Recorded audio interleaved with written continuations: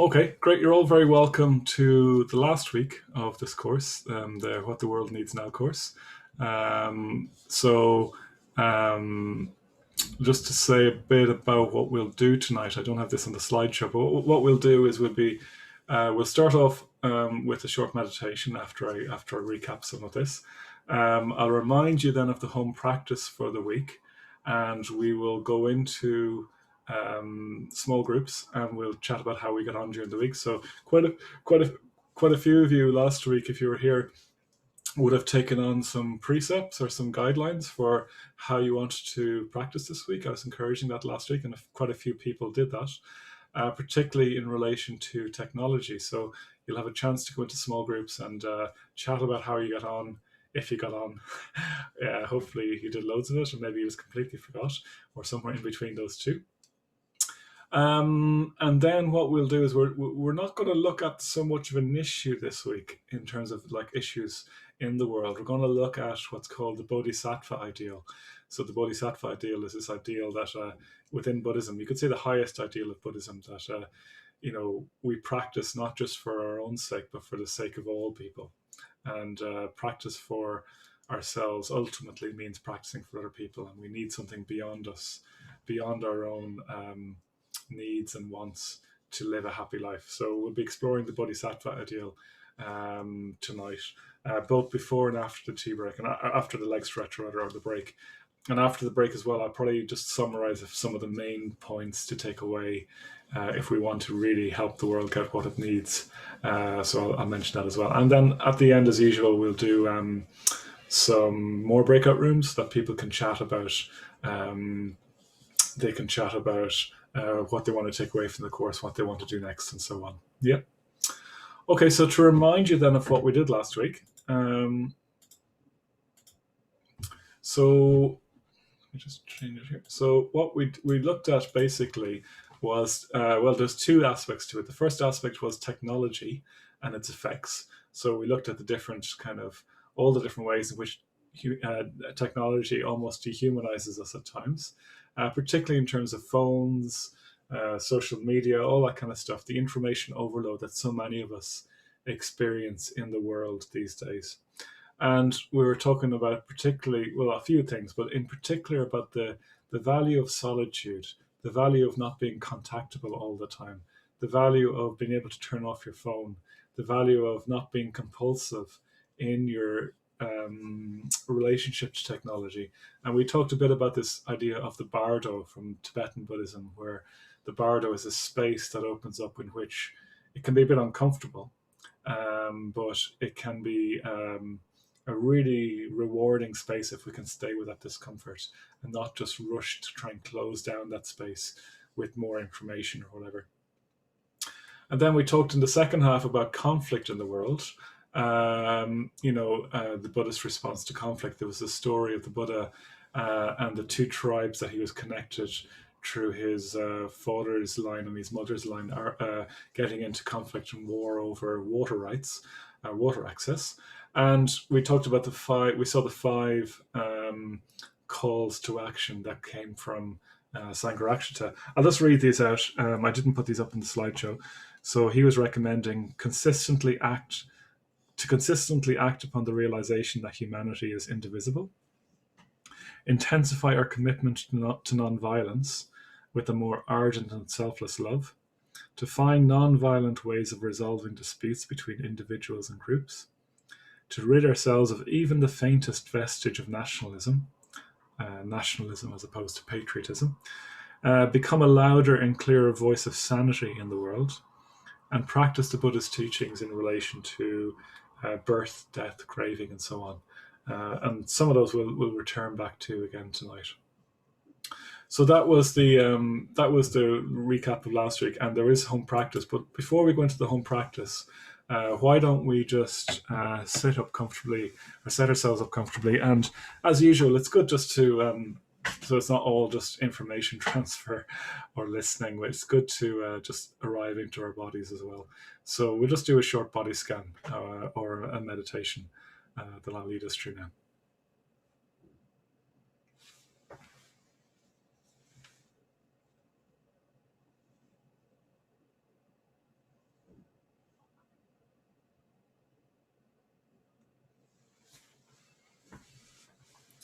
So settling into our posture, closing our eyes.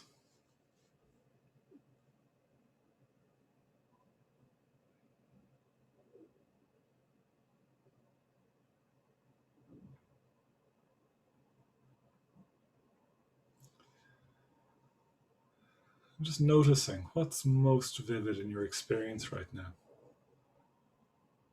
What are you already aware of?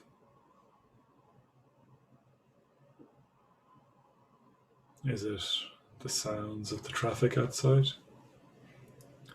Is it an ache in your head? Is it the food, your dinner dissolving and rumbling in your stomach?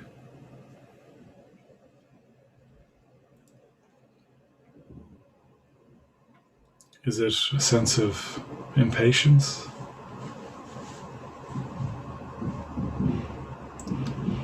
Is it a sense of happiness?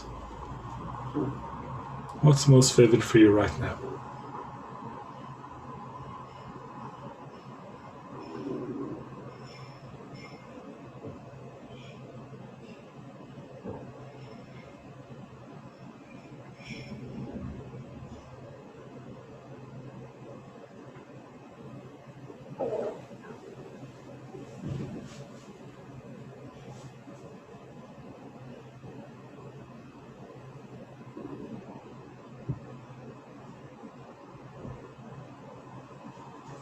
And opening up as well then with this to a sense of the body, if you're not already opening to the body, or opening more deeply to the body.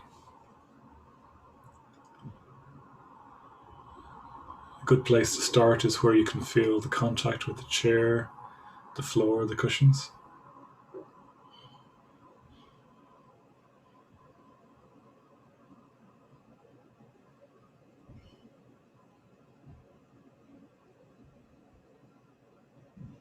So including more of you in your awareness, particularly the body.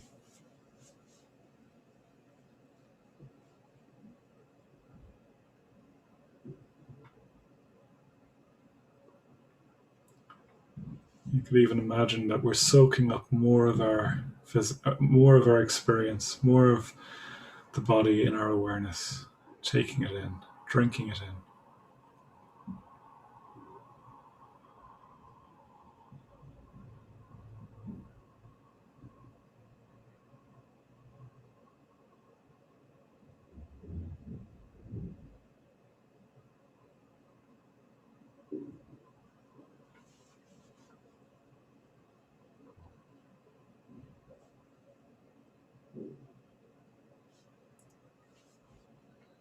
And how does the body feel? Are we at ease? Are we ill at ease? Are we relaxed? Are we on edge?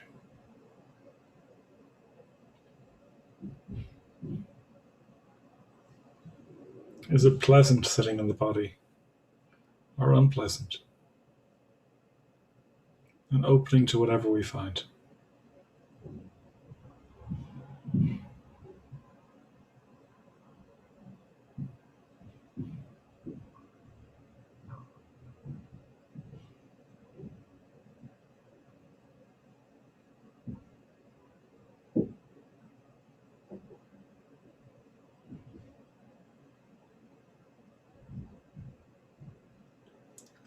And staying with the breath for a little while, opening to an awareness of the breath. Each breath in, each breath out.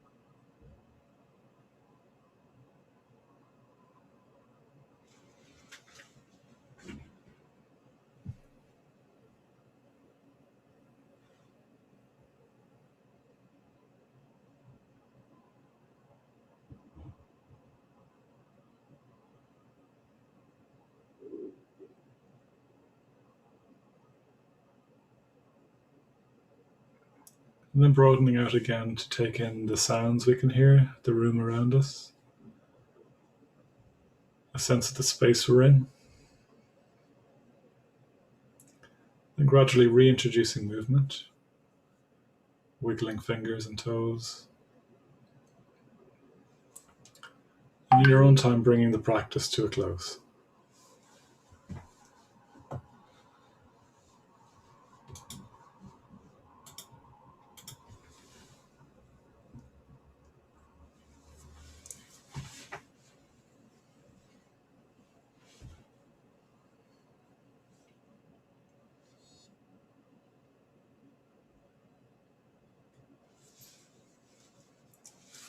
Okay, great.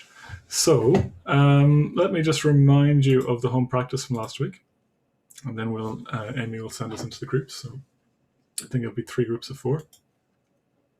So read the notes from last week if you fancied it. We did go over much of it in the class anyway. But one of the big things was noticing your online behaviors this week, and see what is healthy and see what is unhealthy, and detox if you need to. I was really recommending spending time not doing anything, for example, as well, I think, last week. But also, you included in this one might be like many of you took on personal precepts or guidelines for what you wanted to do. So how is that as well in that regard? And related to that, then, can we create more space in our or more bardos this week? That was part of the home practice too. So, for example, doing nothing for a period each day, or pausing after every activity. I was talking last week about not pausing between activities. So could we do that? And then in terms of conflict, I was recommending to reflect upon and let go of grudges and conflicts that you might have. And if you know the metta bhavana practice, the development of loving kindness practice, to do more metta. And this was a bit general, but you could, if any of the 6 calls to action had struck you, I was encouraging you just to look at that and see if you could bring it into your life a little more. Okay, so that's the home practice.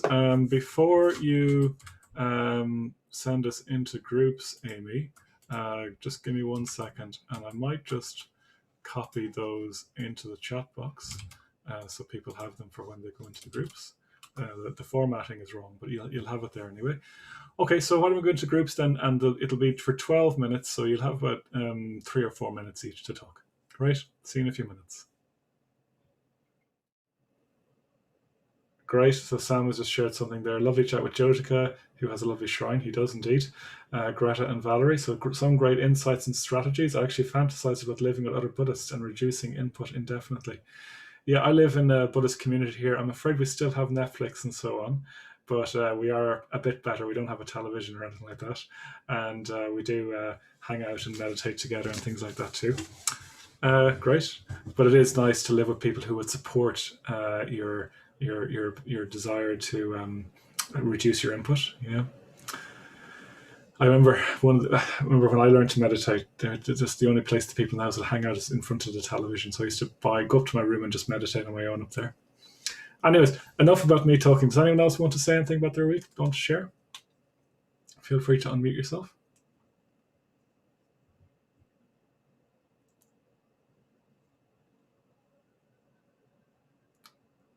Be brave.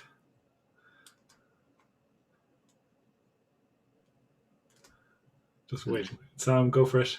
I'm very conscious that I left it a long while there because I took quite a lot of time in my session and apologized accordingly. But I find myself obsessed by this topic of reducing input, and I don't want to get too airy-fairy about it, but I've actually had dreams and really just these kind of fantasies, as I say, of like, what if I was to, not go monk mode or anything, but like the idea of I'd just be curious to, in as far as is appropriate, to hear, as much about your experience, Vajrashura, and other people who live in a Buddhist community as possible in terms of this, in the relevance of this course, what the world needs now, and to what degree do you sync timetables or do group activities? Because I live alone, and I find that just in the same way I described that an elderly person might have the radio on, I'm always just filling my experience with crap, and I'm just really, I'd love to be a fly on the wall and see what that's like on the other side, you know. Yeah, yeah. Jodica, do you want to respond in any way? Be good to hear from you if you have any thoughts. Yeah, sure. I suppose the first thing is don't surround yourself with crap. You know, I think communicating about it is a really good step. And just bringing it into awareness and with friends. Look, actually, I'm surrounding myself with a lot of crap, or I'm engaging in a lot of crap, and then just taking precepts each week to not do that. Yeah, I mean, I've loads of thoughts around this whole area. It's such a big topic, and I see it particularly with kids now, and there's something deeply addictive about being online, and you see it so rawly with children, because I've got two kids, but you see it with, you know, not to the same degree, but to a degree with adults too, obviously. And what is it about it that is so addictive? And there's loads of theories. One of them, which I do find very interesting, is this guy Ian McGilchrist and his book, The Master and His Emissary. And for those of you who don't know about the book, so he's a neuroscientist, psychiatrist, and literary professor, all-round Renaissance man. And he studied the brain over decades. We have the right hemisphere and the left hemisphere. Why does the brain have two hemispheres? Why is an organ, it's just another organ, why hasn't it just grown like other organs, just as a whole thing? But it doesn't. It's formed, it has two very, very distinct parts. And he says that the right hemisphere, which amongst many other things, is very much the thing that relates us, connects us to others, to life. That should be the master. And the emissary should be the left hemisphere. Now, the left hemisphere has two primary properties, and that is power and possessiveness. They're the two primary experiences or qualities that comes through the left hemisphere, power and possessiveness. And I do think there's something about online that gives us this sense, it's a very false sense, it gives us this sense of having power because we feel we have choice, we feel we're in control. We're deciding what's coming into our experience, okay? Now, what's coming into our experience is usually crap, right? But we're under this delusion that we are deciding and we have power. And alongside that, it also gives us and increases this sense of possessiveness, of grasping, okay? Because it's like, it's like the kind of the cosmic fridge door. You know, you're feeling a bit of craving, and you go to the fridge, you know, I'll have a yogurt, or, you know, maybe I'll have some juice. And the internet is like this cosmic fridge door. You think it'll satisfy any craving. And it's that possessiveness, that grasping. So and those two things, power and possessiveness, have an addictive dimension to them. And I do think it's a real issue for us as a society, going into the future, how we are going to manage this, because my sense is that it is inflating aspects of our experience that actually disconnect us from a communal experience and from ourselves. Anyway, look, there we go. A little bit of a spiel on the book and some ideas. But I do think it's a very big issue. And I guess in terms of more in terms of the day-to-day, Sam, I think in a way it's a tricky time right now with COVID. But if we weren't in COVID, I'd be saying come down to the centre, be with like-minded people, form friendships. You know, so in the order that Jyotika and myself are part of, you know, some people are they take much more monastic vows and they wear a different color kesa. They renounce in particular, like they become monks basically, or nuns. They leave behind all sexual activity, but also any kind of activity involving lots of craving. And one of the things I've heard from them that you really need if you're going to like reduce your addictive tendencies is friendship and a sense of beauty. You know, you're going to need that part of you fed by some other way. And the problem is that we all have a desire for connection and for beauty and for meaning, but we're constantly eating junk food to fill that hunger. You know, it's an honest hunger that we have, but we're junk fooding out in it, and so we're never really satisfied, or we're dying of spiritual, diabetes, you know, from all the crap we eat. So that's what I would say normally under normal circumstances. I'm not sure how you do that online. I mean, we have our winter retreat coming up, and you might just, if you can, come on parts of that, and then the rest of the day just try. If you can't do nothing and sit with nothing, at least read a Dharma book. You know what I mean? So I think a lot of it for me is more about doing something that's a bit more refined rather than all or nothing, you know? So a novel instead of Netflix, you know, that kind of thing. A Dharma book instead of a novel, you know what I mean? So it's always a matter of refining rather than it being a binary, you're doing it or you're not doing it, you know? And then friendship, I think, is or people to talk to at the very least and share yourself with. Yeah. But I think reflection as well, like just reflect upon how, you know, what am I looking for here? I mean, that's for me, that's a powerful question. What am I looking for here? It doesn't always stop me reaching for my. Lately, I've been noticing it's more news since I've been off social media. I remember I was saying last week I'm off social media. This week it's news now, constantly refreshing the Irish Times and the like, you know, and it's just really painful, actually, and reflecting on how painful it is to be compulsive like that, you know. Okay. So I wanted to move on to the next topic then tonight, and this is called the Bodhisattva Ideal. Now, some of you will have come across this, some of you might not have, so I'll just share my screen again so that you can see. So here's the term for it, the Bodhisattva Ideal. So just to explain what this word means, Bodhi is an old Buddhist word, Sanskrit word, and it means awakening, or knowledge, or wisdom, or enlightenment. It's literally kind of to wake up, but it's become associated with enlightenment. And it's not knowledge in the sense of, you know, knowing who won the football match last weekend or anything like that. And it's not waking up in the sense of, you know, waking up in your bed in the morning. It means, you know, waking up to supreme knowledge, waking up to the knowledge of reality, waking up to something in the deepest sense of it, the true nature of life, that sort of thing. Seeing truth in the face and becoming one with it, you could say poetically. And usually it's translated as enlightenment.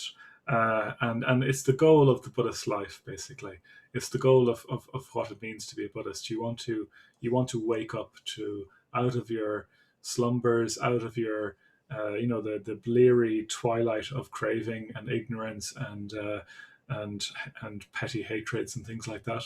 And you just want to feel fully alive, fully awake, fully enriched. And it means it's also talked about as being transcendent in the sense that it goes beyond kind of worldly yardsticks or worldly reference, you could say. Then the second word, part of this word, bodhisattva, the sattva bit, simply means being or person. Or living being, I think, is the fullest example. So you could say a bodhisattva is a being of awakening, quite literally. Or another way to put it is that someone is a bodhisattva if they see deeply that the meaning of life is to dedicate yourself to attaining enlightenment, dedicating yourself to freedom, to liberation, freedom from the suffering of being unenlightened, you could say. So the Buddha would have said that to be unenlightened is to experience suffering, and the Buddha wouldn't have experienced any kind of psychological, spiritual, mental, emotional suffering. The Buddha himself did experience pain. You know, he had a sore back. He died of pretty much of food poisoning, but that never kind of he drew out the distinction between pain and suffering. So pain is what happens in the body and so on, and suffering is where you're caught up in that story or telling yourself how awful it is, but he never got lost in any kind of suffering. So a bodhisattva, so that's what I was just saying. Their whole life is focused on and dedicated to the attainment of enlightenment. But they don't just do it for their own sake. They do it for the sake of all beings. So it's not just that you want to get enlightened when you're a bodhisattva. You want everyone to be enlightened. You want everyone to share in that enlightenment. And not only, you don't distinguish between you getting enlightened and everyone else getting enlightened. It's just your motivation is that everyone gets enlightened. So, I mean, it's very hard to kind of relate to that in some ways at sometimes, so it's like feeling to the deepest core of your being that you really, really want everyone to be free. And you feel that for everyone else as much as you feel it for yourself. So take the strongest desire you've ever had for your own freedom from all your painful limitations, and imagine you feeling that for all people. So it's quite a thing. And in a way, it's not that one loses interest in one's own enlightenment and doesn't pursue that. It's more that one sees as well that the more enlightened you can be, the more you can help other people be enlightened as well. So it's a really high ideal in Buddhism. It's you could say it's the highest ideal in Buddhism, that you want all beings everywhere to be free. And in Buddhism the Indian mind tends to get quite dramatic and cosmic and so on. So the traditional Indian schools would have talked about like all beings everywhere throughout the vast universe. You're going to help all of them get enlightened. Now, obviously, you can't take that literally because, like, let's say Jamie wants to free all beings and help them all to enlightenment, and I want to help all beings and help them to enlightenment. Well, we might end up arguing over who's going to help them. You know what I mean? And we both can't do that. And anyways, I couldn't do it anyway myself. So it's more of a poetic kind of evocation of having. For me, it feels like it's the widest possible motivation for practice. It's the deepest and biggest and grandest possible motivation for practice. Yeah. And so Buddhism doesn't settle for anything halfway, you could say, in this regard.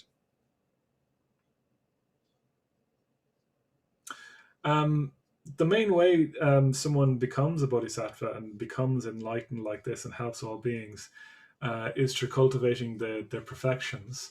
The 6 perfections they're called. I won't really talk about them here. Sorry, let me just set up my. Okay, I won't really talk about those here. There's a little bit more in the notes about them, but basically you cultivate deeper and deeper generosity, deeper and deeper ethics, deeper and deeper patience, deeper and deeper energy for the good or vigor, deeper and deeper concentration and meditation, and deeper wisdom.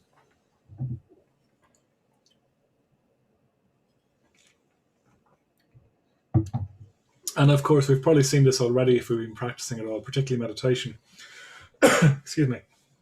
That you can't really practice yourself anyway without coloring the world around you, shaping the world around you. So the more you live authentically from the Dharma and try and practice the Dharma, the more of a positive impact you will have on the world around you on the whole.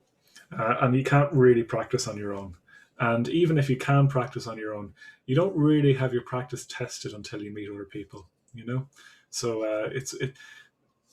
Sangharakshita is really clear when he talks about this, the founder of our community, that unless it's manifesting in terms of kindness and awareness of others and wisdom in relation to other people, it's not really wisdom yourself. You're not really progressing until you notice it really, or you can't say for definite that you're progressing until you see it played out in your relationships with other people. Yeah, that's the yardstick of a successful Dharma life. Okay, so I wanted to highlight this a little bit with a story about how one becomes a bodhisattva, and it's the story of Avalokiteshvara. So Avalokiteshvara, it's a long name. He is one of the main kind of bodhisattva figures in Tibet, and he's seen as a kind of a wonderful figure, and people chant his mantras to invoke the quality of Avalokiteshvara in their minds and to ask for help. If you've ever been to Tibet or India and you've seen Om Mani Padme Hung, that is the mantra of Avalokiteshvara. But anyways, here's the story, his origin story, you could say. So it's quite fantastical. So you could imagine you're being told the story of a wonderful spiritual Marvel movie or something like this, you know. So Avalokiteshvara, he was an aspiring bodhisattva. But I'll talk through the story in its own terms, and I'll draw out what the meanings I want to draw out of them. So he was an aspiring bodhisattva, and he was meditating and practicing loads to help all the beings of Tibet come to enlightenment. And as is often the case with these kinds of practitioners, he took a great vow to help all people. He said, I'm really going to help people here by taking this vow. And his vow was quite strong. So the vow was, amongst the bit I'll read out anyway, until I relieve all living beings, may I never, even for a moment, feel like giving up the purpose of others for my own peace and happiness. If I should ever think of my own happiness, that is, just my own happiness, may my head be cracked into 10 pieces, and may my body be split into 1,000 pieces, like the petals of a lotus. So he never wanted to give up the purpose of helping other people to happiness. So he looked out and he saw the sufferings of the peoples of Tibet, and he wept deeply felt tears, and he practiced for the longest time, meditating, doing metta, teaching Tibetans to Dharma, and so on. And then, after entering a long meditative state to restore himself, he looked out over the land of Tibet and to see what effect his work had had. And he saw that he hadn't even helped 1/100th of the people of Tibet enter enlightenment. Yeah.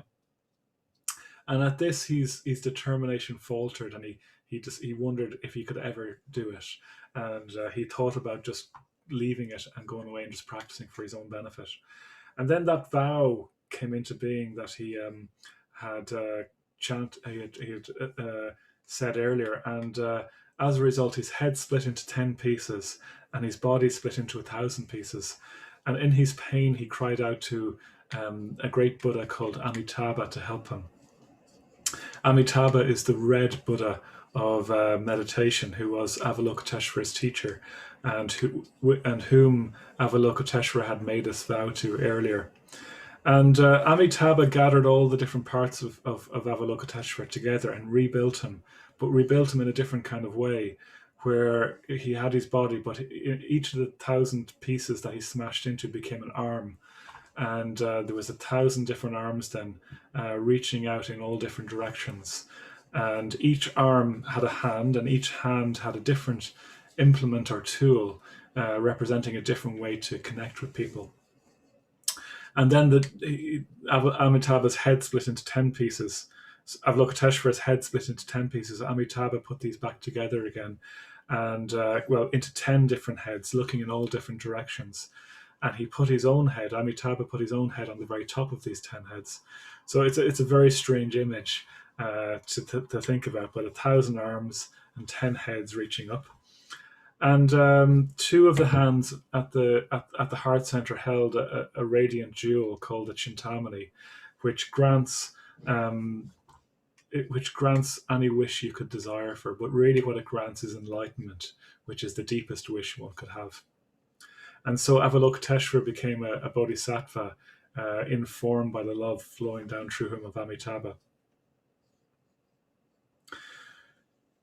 And of course, people pray to him still to this day in Tibet. So that's the story of Avalokiteshvara. Now, we can take that literally or not. I don't take it too literally, but I think there is spiritual truths in that, which I take quite seriously. And I wanted to just draw those out a little bit in relation to our course. So the story of Avalokiteshvara shows that we need to be in touch with something beyond us, something completely beyond us if we're going to be effective. The world is too big to solve on its own terms. So I've already talked about how, consumerism can't be resolved on its own terms. The environmental collapse can't be addressed within the terms of the systems that have led to that happening. And it's a bit, and it's even more true here in the spiritual perspective. If you try and get your head around the world at your own everyday level, you'll never succeed. You'll just end up kind of smashing yourself against it. Your head won't be able to take it. You could say that Avalokiteshvara's initial response was the egotistical response in some ways, even though it was a very generous response as well. It was like, I am going to help all beings. I am going to do this. But the scale is too big and the ego is too fragile for us to think that way. Yeah, we can't think we can't solve the world's problems with our everyday mind, basically, is what I'm trying to say. So we need to be open to a much greater way of seeing things.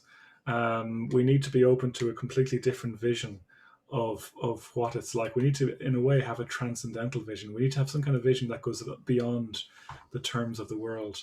And that's what Amitabha represents in this story, that it's a vision of human existence that's beyond the everyday and beyond the worldly.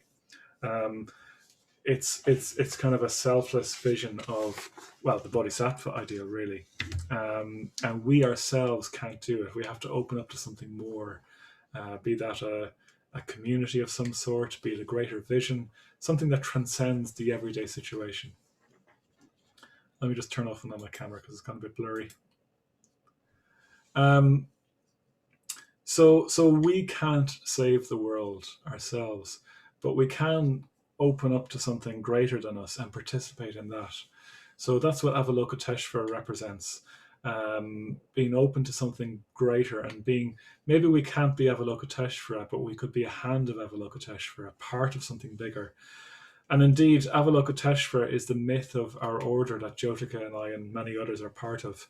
The myth of the order, the story, the poetry of the order, the vision of the order is that the order itself is Avalokiteshvara, and each of us is a hand of Avalokiteshvara, participating in the world in a different way. Each hand is a different way of reaching out, a different tool. Just like, Jyotika's response to the world is different to my response to the world, is different to the next order member's response. But we're all linked at the level of the wish-fulfilling jewel, the vision of enlightenment, and Amitabha feeding into that. So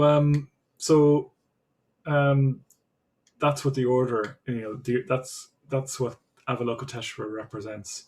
And Sangharakshita, who founded our order, talks about this. He says, when a number of people achieve non-egotistical going for refuge, when the stream of non-egoistic spiritual energy starts manifesting through a number of people simultaneously, those people will be literally arms or hands or even faces of Avalokiteshvara. There will be no question of any conflict between them. They will function in perfect harmony. And then he goes on to say, I need hardly say how much the world needs the Dharma, needs such an order, needs such a movement as ours. So, I've tried to highlight it there with a sense of an image, but it's more, another way of looking at it is that, think about how difficult it would be to practice the Dharma if you hadn't come across the Sangha, if you hadn't come across the Buddhist Centre, if you had to do it all on your own without the support of your friends. And think about how difficult it would be to have an effect upon the wider world if it was just you doing it on your own. So I think what the story of Avalokiteshvara is saying is that, in a way, we need to think more in terms of participating or creating something, participating in or creating something together, like a community, a Sangha. And in a way, your own actions then get magnified out through Sangha much more than we could otherwise. Political movements in the world and spiritual movements, it's very hard to plan what's going to happen, but then big things can happen all of a sudden. An image for the Bodhisattva's work might be more of the earthworm, over time, just completely loosening all the soil under the foundations, and then a big shift happening.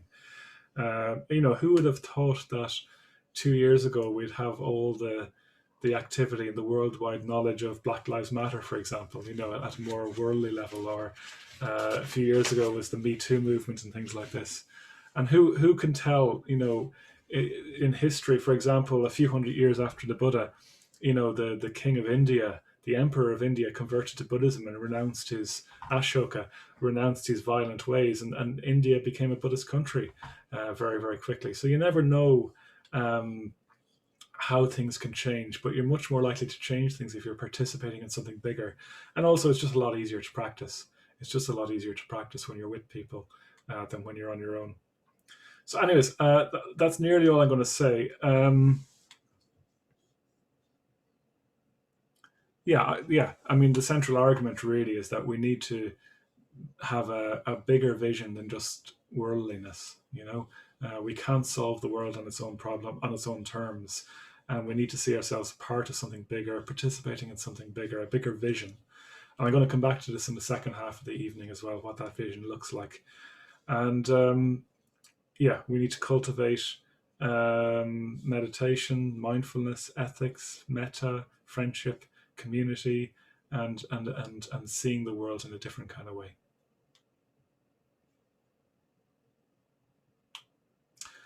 So I hope that makes sense. What I'll do is I'll get an image of Avalokitesh first of all, if you want to look at that in the tea break. But why don't we take a 10-minute break now after all that? And if you have any questions or comments, you can stick them in the chat and we'll come back to it. So why don't we be ready to go in 10 minutes, maybe 13, 14 minutes past, and we'll continue on this theme. Okay? Frederick, can I ask a question? Yes, is that great, Greta? Yeah, it is. Yeah. Hey, how's it going? I might have misunderstood the point you raised about connecting to something bigger, and like, for example, looking at what the outcomes have been from Black Lives Matter and Me Too, for instance. Well, yeah. I wasn't drawn so much of a link between those two, but yeah. Just as examples, They were more examples of, you can't predict how things will blow up and kind of become really big. You never know the effects of your actions. Yeah. I suppose the point I was thinking of, they're quite justice rather than compassion oriented examples. So is the presumption that by practicing compassion, justice, or an orientation towards justice, seeking solutions to the world will just kind of flow automatically, or were those examples connected in any way with that idea? If you understood what I mean. I think I do. I don't think I was very clear. I know it's a bit slightly technical in terms of the sector as well, but I don't know. I guess what I don't know the answer to your question, Greta, but I mean I have had contact with organizations like that who do work like that. I kind of think the vision of Buddhism where it can help is more informing the individual to work in more human ways. I can't really how one as an individual engages with those kinds of things and how one keeps oneself sustained and inspired. I think if the vision of justice is all you have, and it doesn't have a spiritual dimension, you'll probably end up getting burnt out or disillusioned or let down or something like this, So it's more that at the center of things, you have your Buddhist vision, the center of your mandala, you might say, the center of your life. And out of that, then it finds expression in all these other ways, which might for some people be justice issues. For other people, it might be, teaching the Dharma in Buddhist centers. And for other people, again, it might be just trying to do the best they can with their families and things like this. You know what I mean? Mm. So it's more like what's at the core of all those things, shining outwards, informing all those different ways of living, is something like the Bodhisattva Ideal. And then be you an activist, be you a parent, be you a monk living in a retreat center, it's the same desire that informs all of those, if you see what I mean. So they find different expressions. So for me, I live working for a Buddhist center, and that's where I want to do, because I feel more use there than, working for a, climate justice charity, for example, or something like that. But I think it's great if people do want to work in those charities. But I suspect you do need some kind of vision, like I've been trying to outline, if you're really going to do that ongoingly without getting jaded or tired or cynical, because on its own terms, the world can't be solved, basically. Does that make sense? Does that answer your question? Yeah. Kind of, probably, Yeah. maybe. Yeah, gave me something to think about. Something to think about, yeah. And we have another question from Valerie. So Valerie says, what is the Buddhist view on financial abundance and enlightenment? Living a simple life and being able to afford what we want or need. Not luxuries, but experiences like these online courses or a nice holiday. Would those be cravings? I mean, a friend of mine, actually the man who ordained myself in Jyotika, has a book about Buddhism and money. It's out of print now, but he says, no money, no spiritual life. And what he means by that is, if we're so busy trying to earn some money to live, we won't have time to practice the Dharma. You know what I mean? So you do need a certain degree of money and a certain degree of abundance to have the space and mental energy to practice. I mean, I have friends who have lived kind of completely homeless for periods of time in the order. They're quite eccentric characters, and but then you get to the other thing, which Sam has just put in: more money, more problems. So the thing is about money is that it's very compulsive, and it's very hard to not be affected by the mud. Sometimes when you roll in the mud, some people it just rolls off them, and other people it's a bit more sticky. So but I think I would say you're probably better off having. Well, anyways, I think there's a chart of happiness to income, and it definitely goes up at the start. The more money you have, the happier you tend to be, and then it levels out and even goes down slightly the more money you have. And I don't think the where it levels out is very high, actually. You know what I mean? I wouldn't say I'd say it's probably around somewhere like an average industrial wage or something like that. So and it does seem like the more money you have, the tighter you can get around it as well. Some of the most generous people I know, it's often the people who have less who are very generous. You know what I mean? Because they're still more in touch with what it's like for other people not to have less. And it's a very complex area, but there's nothing wrong with going on holidays, I think, or nothing wrong with having money, as long as you're not looking to it for ultimate meaning, because then it's going to let you down. Yeah. Like even just to train for ordination or to go on retreat, it costs money. You know what I mean? You have to be able to pay for things.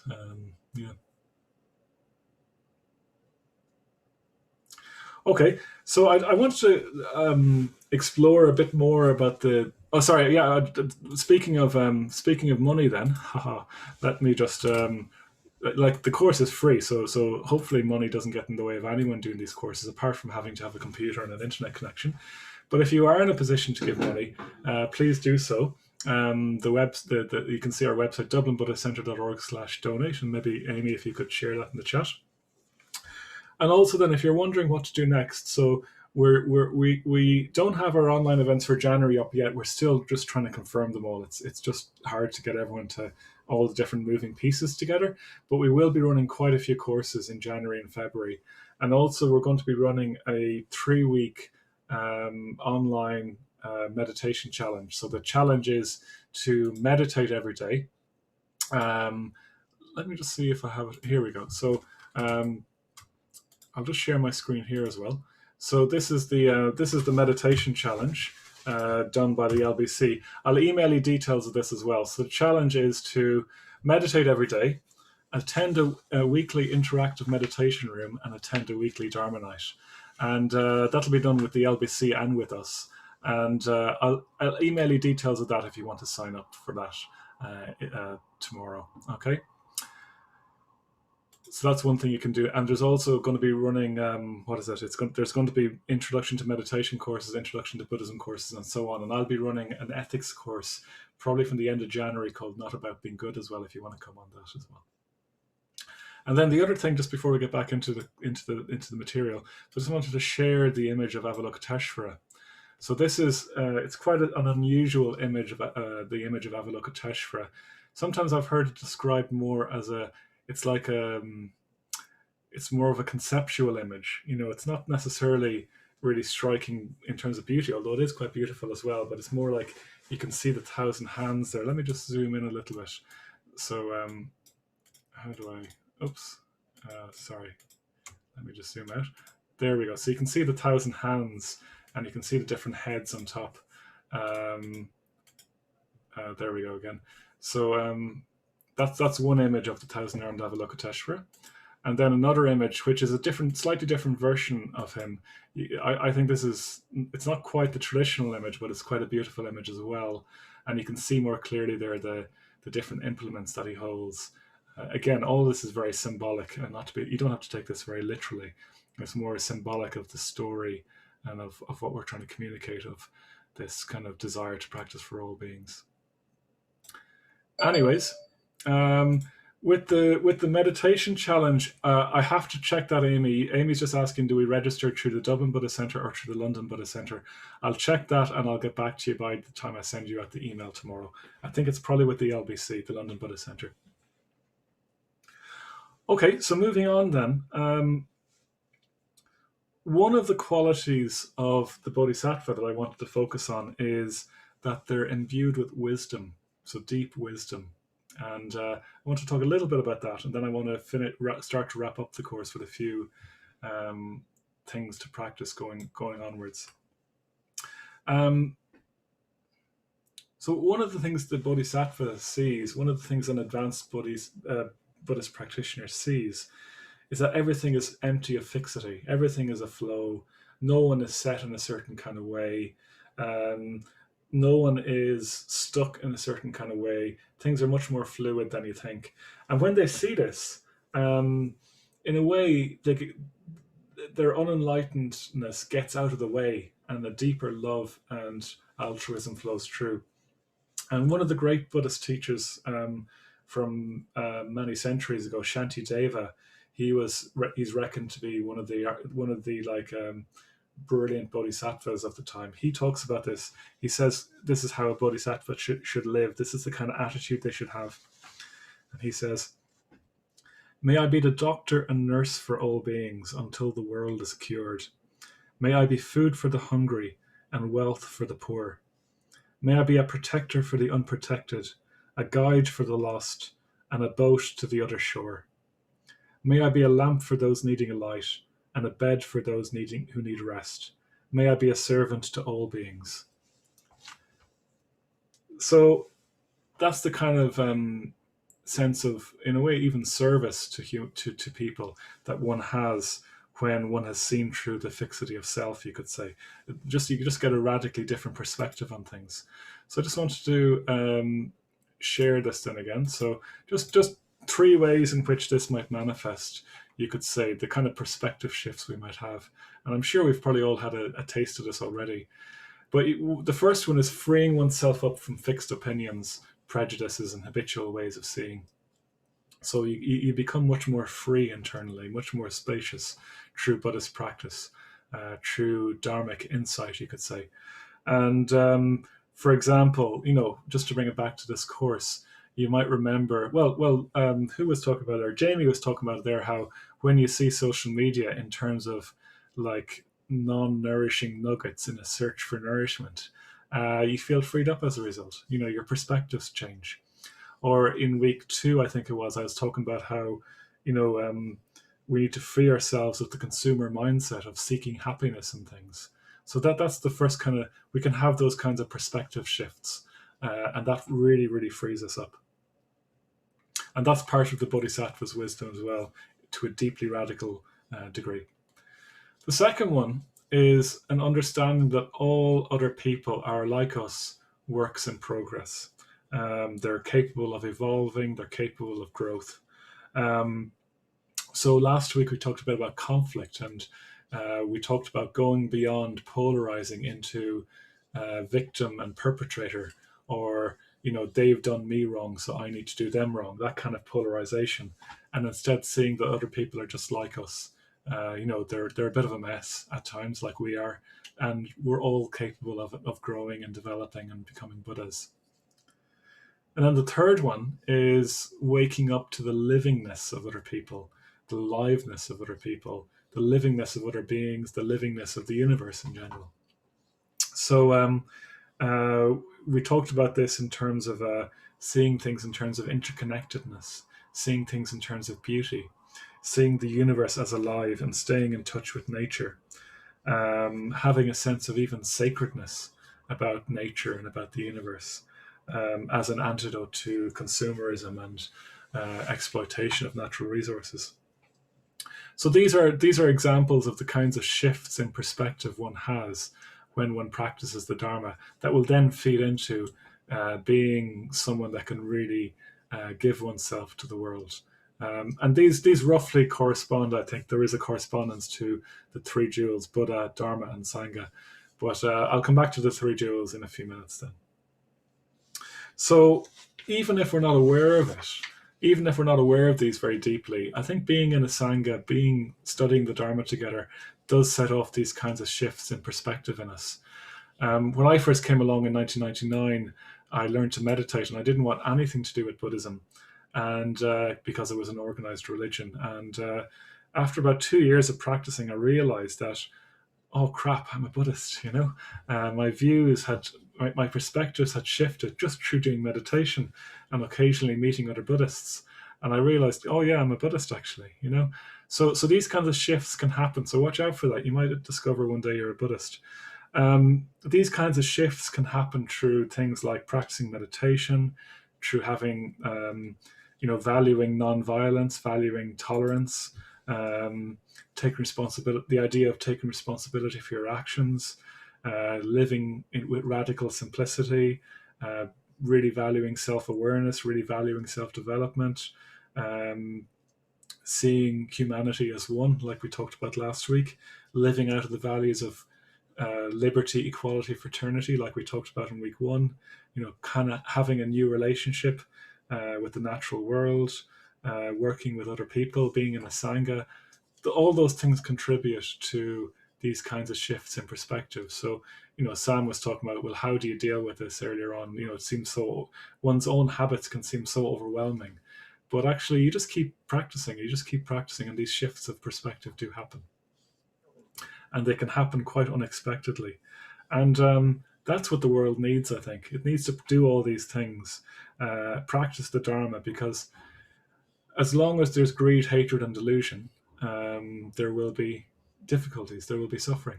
That's what the Dharma says, So we need to work ultimately at shifting greed, hatred, and delusion. So we need to live a life for the world. I really want to emphasize this amazing vision of the Bodhisattva. We need to live a life for the world. That's what the world needs.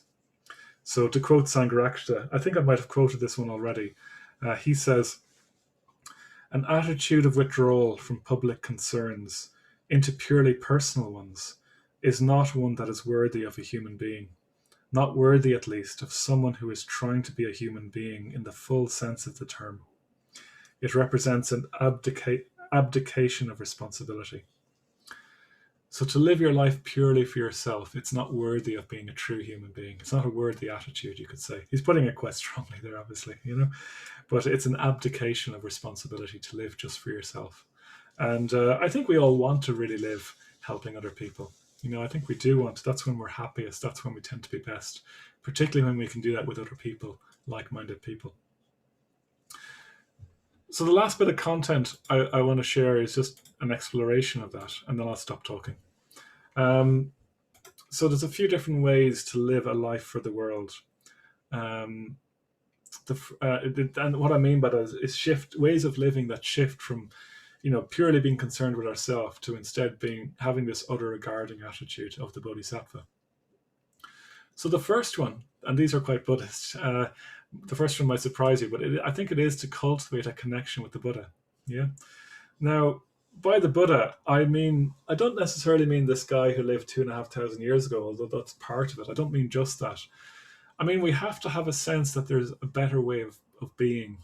We have to have a sense that it's possible to become free, that it's possible to develop radically beyond what we are now. That's what the Buddha represents. We say to people on retreat and in the shrine room, when you have a Buddha on the shrine, in a way, that's you. That's your potential. That's who you are if you want to develop yourself in that way.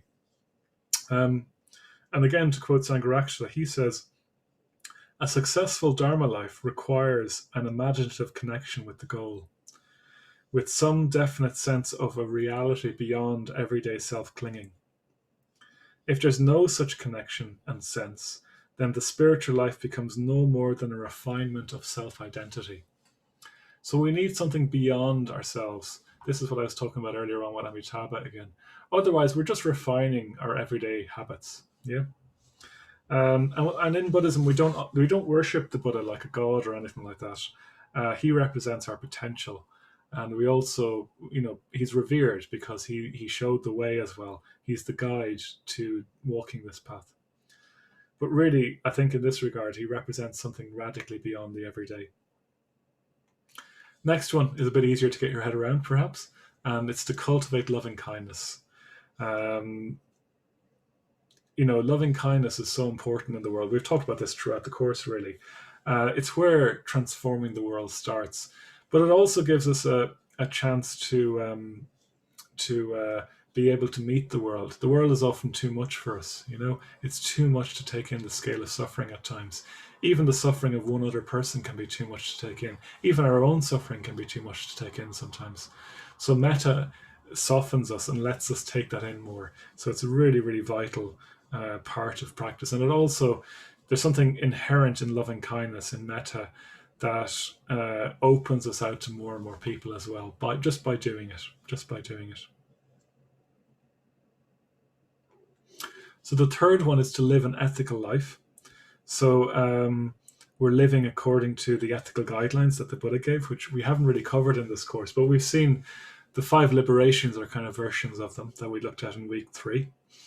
And if we do this, if we live an ethical life, if we live with as much mindfulness, with as much kindness, with as much empathy, with as much generosity as possible, we'll tend to feel much more free in ourselves. We'll tend to be much happier in ourselves. We'll tend to be much more effective in the world. But also, we can be... we can kind of, how do I put it? In a way, we can embody for other people how to live. I mean, one of the big things for me about living in the early stages when I came across the Dharma was not so much doing it myself, but seeing other people do it. And in a way, seeing them do it gave me permission to do it as well. And until I'd seen them do it, I didn't feel like I could do it myself, or my cynicism overrode my own desire to do it. Even a very simple example, which some of you will have heard from me before. I remember walking down the streets near the Buddhist Centre when I started working with Karanadaka, and he would always stop and pick up the bikes that had fallen at the lampposts. They're locked to the lamppost and they fall over, and sometimes a car even drives over the wheel then.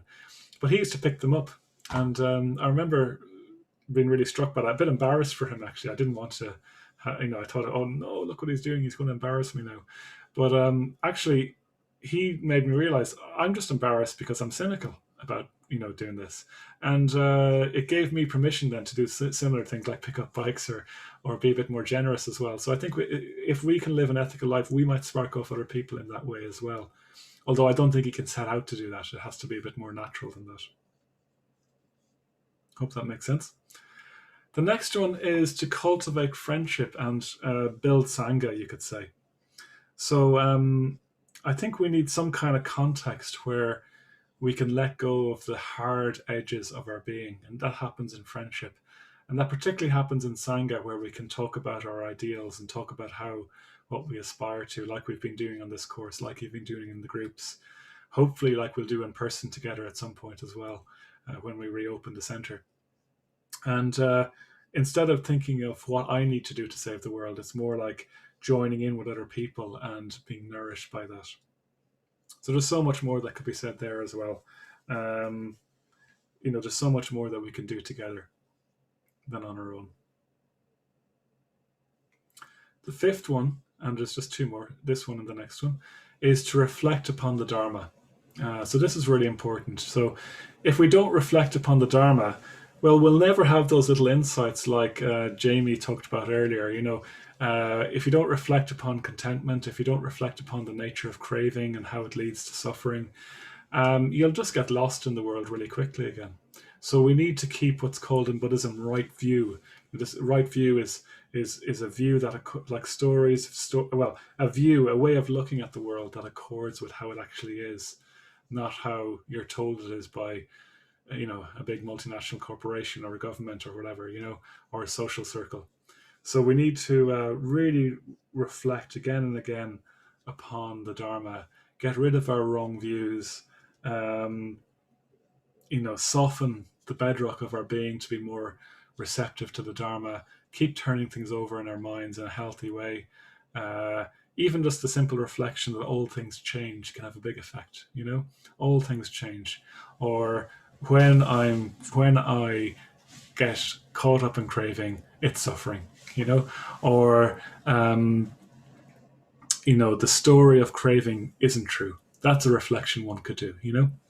So all this reflection is really useful. And then the last one is go for refuge. Commit to the 3 jewels. So go for refuge is a slightly technical term. You could say place your heart upon the 3 jewels. And the 3 jewels are this idea that something is enlightenment is possible in the Buddha. The Dharma, which is the Buddha's teaching that lead to the truth, you know, all the practices. And then the Sangha, so the Buddha, Dharma, Sangha. So basically, what this last point means is commit to living a Buddhist life.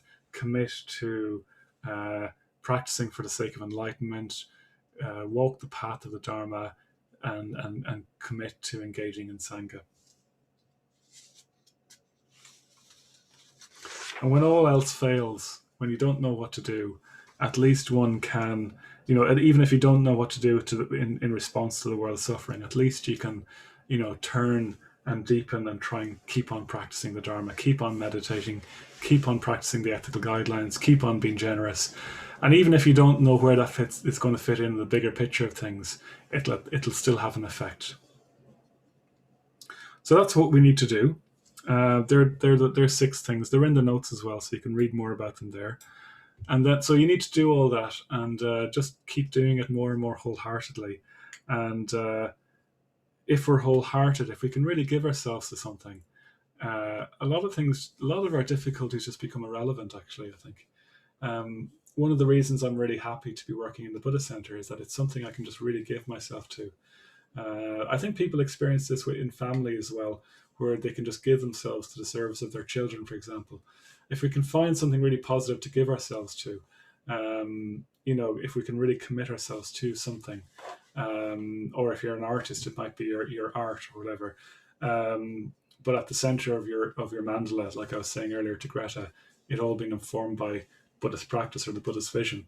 If we can really give ourselves to something, a lot of the everyday problems that we experience just disappear, to be honest. They just disappear. Yeah. And we'll tend to be a lot happier. Whew, okay, there's a lot there. Hope it wasn't too much. I'll send you out the notes anyway if you want to read, but maybe there's 1 or 2 things you want to just take away from what we talked about. So we talked about the shifts in consciousness that can happen when one practices the Dharma, that can lead you to being less self-preoccupied. And then we talked about these 6 things again. You know, maybe there's 1 or 2 of those that really jumped out of you. So why don't we go back into our groups now, and we can have a chance to chat about it. I'll just share those those 6 things in the chat box, and we can go into groups. So Amy, are you ready? Don't go into groups yet, but maybe there's 1 or 2 things there that strike us, or a question we have that we want to bring back to the bigger group, or whatever you want to talk about in the groups. So let's go into the groups for another 12 minutes. And in that as well, maybe you want to just say something. What do you want to take away from the course?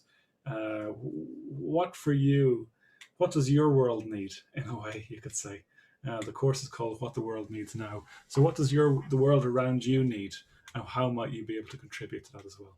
So there's quite a broad range of things you can talk about there. So whatever way you want to do it. Okay, so Amy, if you're ready, you could send us into the groups. Okay, I think we're all back. Good.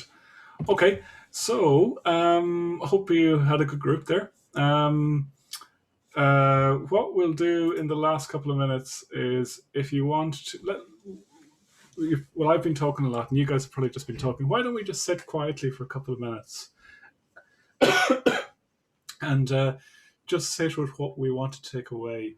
Sit in a feeling of metta and awareness of the world, and what we want to take back out into our world now that the course is bringing to mind. So always good to be in touch with your heart, with your stomach, with your guts when you're doing this. So just feeling your way into the body.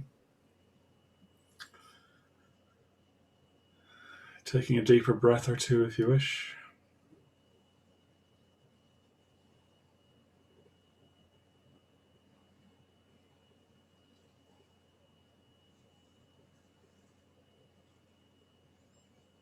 And just sitting then with a heart that is open to the world, or at least the world around us, a heart that is open to us ourselves.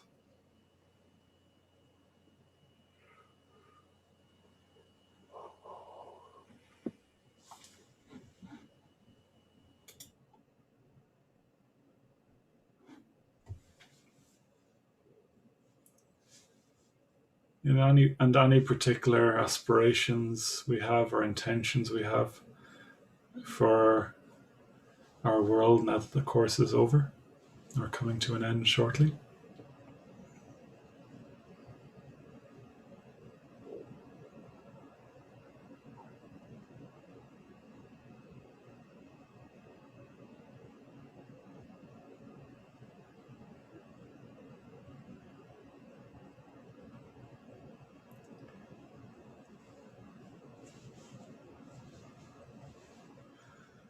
And noticing or bringing to mind any ways that we've benefited ourselves from the course. And maybe imaginatively giving that out to the world around us, giving those benefits to the world, dedicating those to the world.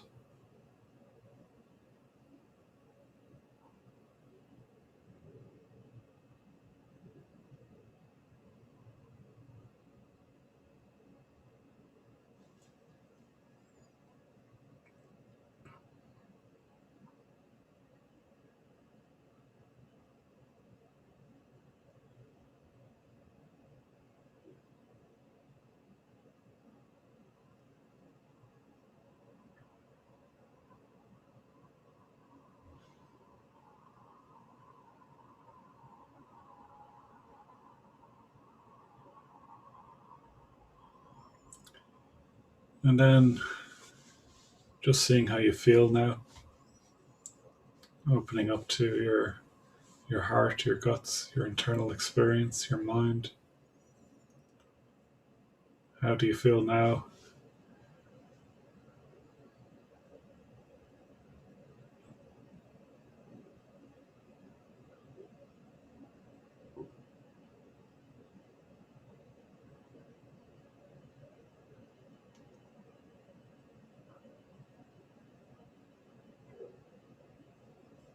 And then bringing the practice to a close, becoming aware of the room around you, moving, opening your eyes in your own time.